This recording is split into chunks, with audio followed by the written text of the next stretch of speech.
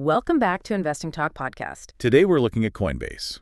The big question is it a good time to buy now? We want to hear from you. Subscribe, like, and comment to support the show. Yeah, let us know what you think. And if there's a specific company you want us to look into, leave it in the comments below. So let's get into the analysis. Okay, starting with momentum. Because, wow, you really can't ignore the recent price action here. No, you really can't. It's been pretty explosive. Coinbase shares, they recently hit a high of, what, $354.46? That was October 24th? That's right. And the year-to-date gain for 2025, it's huge, up 43.77%. It really feels like, the whole crypto winter thing is finally thawing out, maybe even over. It certainly seems that way for Coinbase stock anyway. But look, this kind of speed isn't just random market noise. There's a big shift happening underneath. Okay, so what's driving it? Well, two main things, really. First, you've got the core assets, Bitcoin and Ethereum. They've recovered significantly. And that means more trading volume on Coinbase's platform. Right. Higher volumes generally mean More transaction fees, right. Straight to the bottom line. Exactly. But the second factor, and this one's maybe more strategic, it's the regulatory side. The ETF talk. Yeah, the renewed optimism that we might actually see spot crypto ETFs approved. It positions Coinbase as sort of the go-to infrastructure provider. The trusted gateway for the big money, the institutions. Precisely. They're seen as the regulated, reliable way in. And institutions seem to be buying into that narrative. I saw in the notes several big hedge funds took new positions back in September, and they specifically mentioned platform reliability during volatility. That's a pretty strong vote of confidence, isn't it? It absolutely is. It signals they trust Coinbase to handle the flows, even when the market gets choppy. It kind of elevates them. From just another exchange to more like critical plumbing for the whole system. That's a good way to put it. And, that's why analysts have become so bullish so quickly. We saw some big upgrades recently. Yeah, October 2025 was busy. JP Morgan, they went to overweight, slapped a $404 target on it. Okay. And Clear Street started coverage with a buy and a $406 target. So when the big banks start putting $400 plus targets out there. It adds weight. It validates that sort of structural long-term argument for the stock. Okay, so the momentum's clear, analysts are on board, but let's look under the hood a bit, the fundamentals, because the shift from losing money to actually making serious profit, that's been pretty dramatic. Oh, it's been a huge turnaround, a real financial story. If you look at the trailing 12 months, TTM revenue is, what, $6.71 billion? Pretty healthy. Decent, but the profit number. That's the center. Net income, TTM, is $2.86 billion as of October. So it's not just revenue growing, it's margins expanding. They're getting much more profitable. That $2.86 billion, especially when you look at just the second quarter, Q2 2025, net income was over $1 billion, right? $1.03 billion. Yeah, a sharp jump year over year. That shows real operating leverage, doesn't it? It does. It means as the market picks up, that infrastructure they built during the downturn is now, really paying off. And the earnings per share, the EPS. TTM EPS is now $10.37, which, to give you some context, is more than triple what they managed for all of 2024. Wow, triple the EPS year over year. Yeah. That's really the headline there. It shows how efficient they're becoming at turning trading activity into actual profit. And that ties into the balance sheet, right? Which looks almost ridiculously strong for a tech company, especially in crypto. Ridiculously strong is about right. It's strategically brilliant, though, given how volatile this sector can be. They're sitting on $13.7 billion in cash and equivalents. $13.7 billion, and then the debt. Only about $3.1 billion total debt. So that massive net cash position, it gives them incredible flexibility, options. And that flexibility means what? They can buy companies, ride out storms. Both.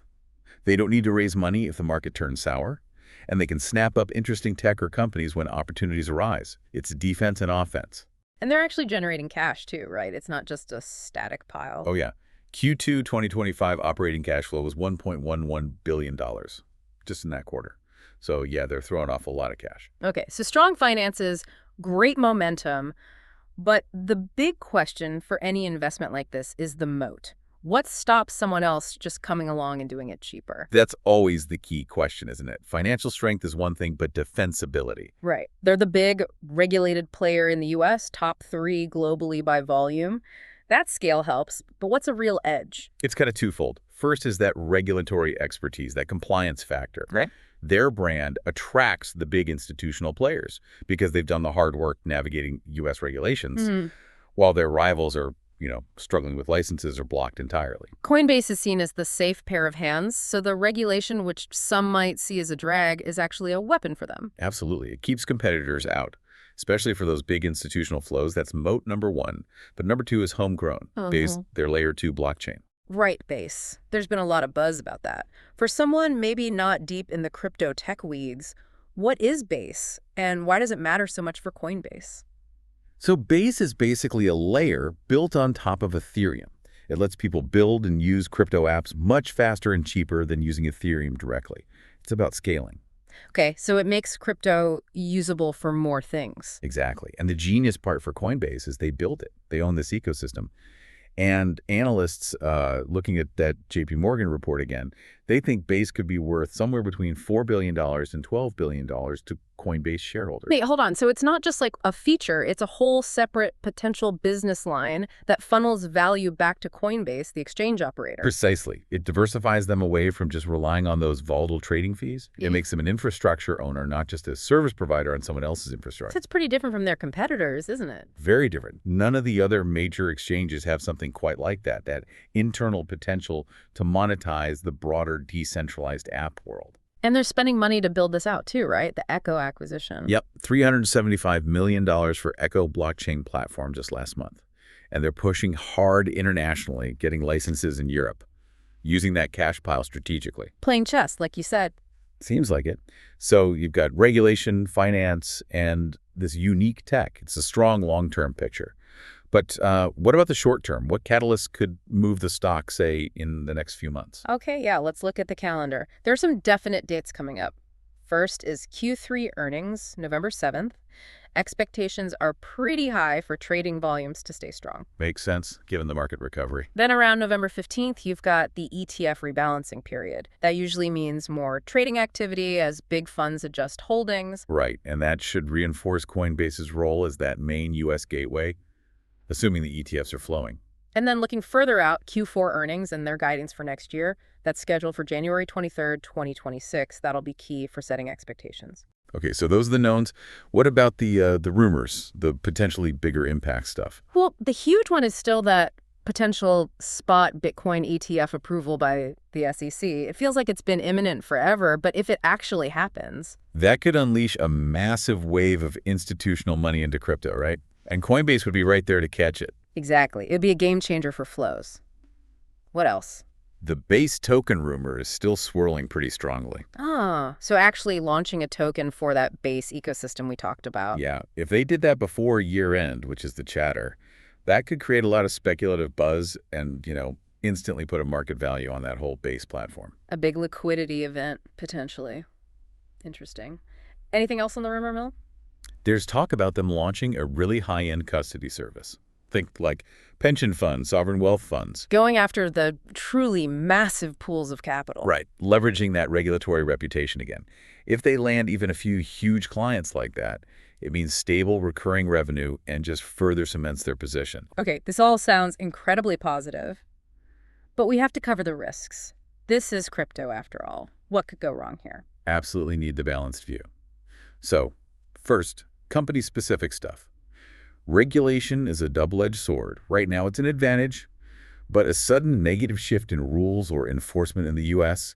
could definitely hurt. True. And competition isn't going away. You've got legacy finance firms slowly but surely building their own crypto desks and capabilities. They have deep pockets, too. And then there's just the sector risk itself, right? The whole crypto market is still famously volatile. That's the elephant in the room, always. If Bitcoin, Ethereum, if they hit another major downturn, trading volumes will dry up, and Coinbase's revenue will suffer no matter how good their platform is. It's tied to the underlying market. It is. Though it's worth noting, Coinbase has historically weathered those crypto winters better than many competitors, partly because of that strong balance sheet we discussed. They can survive. Okay. So for listeners who maybe focus more on the charts, the technical picture, how does that look right now? Technically, it looks quite strong. The stock's been holding well above both its 50-day and its 200-day moving averages. Which tells you? It confirms the primary trend is up. Momentum is definitely bullish. The buyers are in control based on the charts. And any key levels people should keep an eye on maybe over the next, say, 3 months? Well, based on the analysis, Support looks pretty solid, down around the $335 to $345 zone. Okay. And if those catalysts hit, resistance levels to watch on the upside are projected around $419 up to maybe $444. And overall sentiment, beyond just the charts. Sentiment seems very positive. Social media buzz, analyst ratings, even, interestingly, data showing net buying for members of the U.S. Congress in recent months. It all points towards bullishness. Okay, so let's try and wrap this all up. What's the final take for someone considering Coinbase right now? Look, the overall consensus is strongly bullish. It scores really highly, like a 9 out of 10 across most factors we look at. I think Coinbase seems compelling for really two kinds of investors. You've got the short-term folks, the traders, who see those upcoming catalysts like earnings, maybe that base token launch, potential quick pops. Right. But then you also have the long-term investors, the structural growth people. For them, it's about that regulatory moat, the strong financials, and that unique base ecosystem play. It feels like they're not just riding the crypto wave. They're actually building a durable business around its sort of institutional adoption.